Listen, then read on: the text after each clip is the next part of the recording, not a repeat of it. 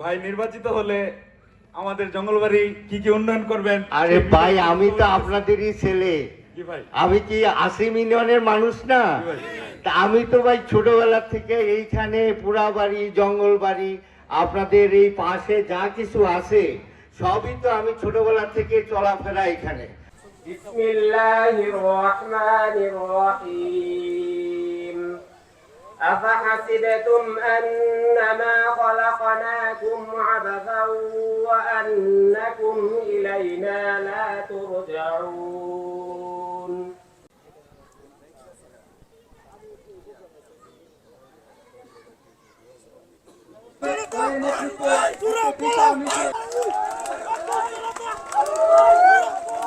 আপনারা ভালোবাসেন দেখেই তো আমরা এখানে আজকে, তাই না?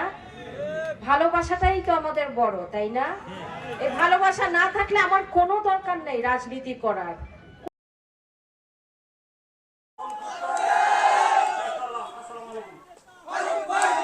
এই মুহূর্তে অত্র ওয়ার্ডে শরীফ ও তার নেতৃবৃন্দকে স্বাগত জানাই। ফুল দিয়ে বরণ করে নিচ্ছেন। আমি শরীফ ভাইকে অনুরোধ করব আপনি আপনার নেতাকে নিয়ে আসন গ্রহণ করুন। বিসমিল্লাহির রহমানির রহিম। আমাদের এখন ভুলে গেলে চলবে না। আওয়ামী লীগের অনেক নেতৃবৃন্দ আপনার পাশে আসি আশ্রয় চাবে, অনেকে আত্মীয়তার পরিচয় দেখাবে, কারোর প্রতি আপনাদের সহানুভূতি দেখার সময় নাই।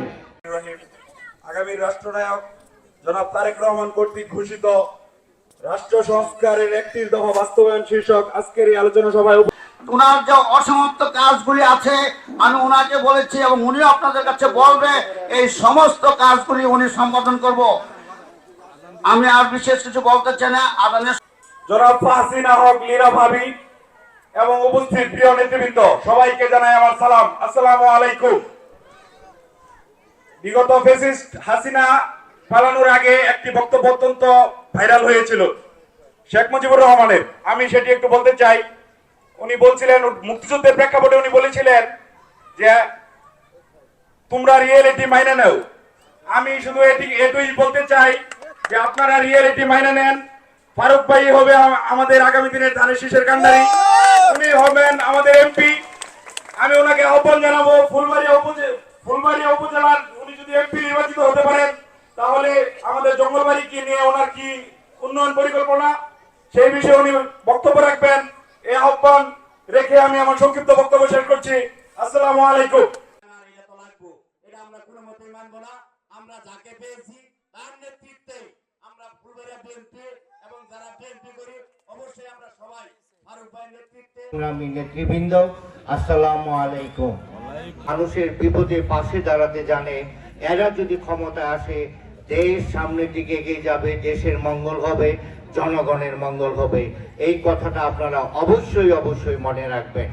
শেখ হাসিনা তার পরিবার নিয়ে পালাইছে, কিন্তু কোটি কোটি আওয়ামী লীগের নেতাকর্মী বাংলাদেশে অবস্থান করছে। তারা হয়তোবা স্বপ্ন দেখে যে তাদের নেত্রী আবার ফিরে আসবে, তাদেরকে আবার অতীতের মতো অত্যাচার করার সুযোগ করে দিবে। কিন্তু আপনারা আশ্বস্ত হবেন শুনে যে আমি মনে করি ব্যক্তিগতভাবে সামনের যে 40 বছর মিনিমাম, এই 40 বছরের ভিতর এই আওয়ামী লীগ আর কোনোদিন এই বাংলাদেশের শাসন ক্ষমতা আসবে না। এই 40 বছরে অনেক পরিবর্তন হবে, দেশ অনেক আগিয়ে যাবে, কিন্তু আওয়ামী লীগের দূষররা কেবল পিছনেই যাবে, সামনে কখনো আসতে পারবে না। তাদের এত অত্যাচার, এত জুলুম, মানুষকে এত কষ্ট দিয়ে জানিয়ে আপনাদের দোয়া চেয়ে আপনাদেরই ছেলে আমি দীর্ঘ সময় আপনাদের সাথে ছিলাম, আছি, আপনারা আমাকে ভুলবেন না এই আশাবাদ ব্যক্ত করে সবাইকে ধন্যবাদ জানিয়ে আমি আমার কথা এখানে শেষ করছি। আসসালামু আলাইকুম। সবাই ভালো থাকবেন এবং বাংলাদেশ জাতীয়তাবাদী দল বিএনপি জিন্দাবাদ, বেগম খালেদা জিয়া জিন্দাবাদ।